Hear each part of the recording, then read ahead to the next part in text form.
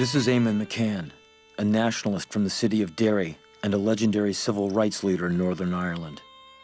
Eamon always believed the problems in his country could be solved peacefully. That was until a fateful day on January 30th, 1972.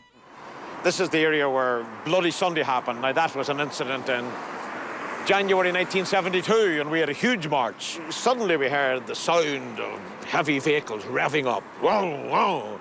And they came in at speed, ploughed through the crowd, and immediately paratroopers got out and just started shooting. And in the end, they shot 14 people dead. 13 died on the spot, and 1 died later.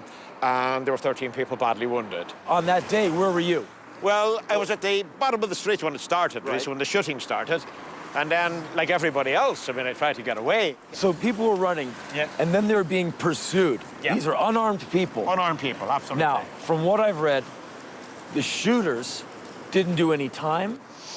Oh, of course not. Okay. Nobody's been charged with anything. And was that as if the shooting isn't bad enough? The fact that people were singled out and stalked and pursued, unarmed, and the doers did no time. Was that basically a massive breaking point? That was a big breaking point, and then they compounded the offence of that by sending over a man called Lord Widgery, who was the Lord Chief Justice of England, the highest legal authority in the land. Right. He came and conducted this alleged public inquiry and reported, in effect, that they deserved it. You know, that they wouldn't have been killed had they not been there on illegal business, that they must have been showing some aggression towards the soldiers. You see, and that left the people of this area in a situation where we weren't waiting for Lord Widgery to tell us the truth. We were waiting to see whether he would tell the truth. We knew the truth. We had seen it. I had seen people being killed just down here. I was lying in the gutter, literally lying in the gutter, just, at the corner here, and crawling and hauling myself along with my elbows, and looked back, and I saw 3 people being killed. So I didn't need an English judge to tell me what had happened. So, and you see, you've got to ask yourself a simple question.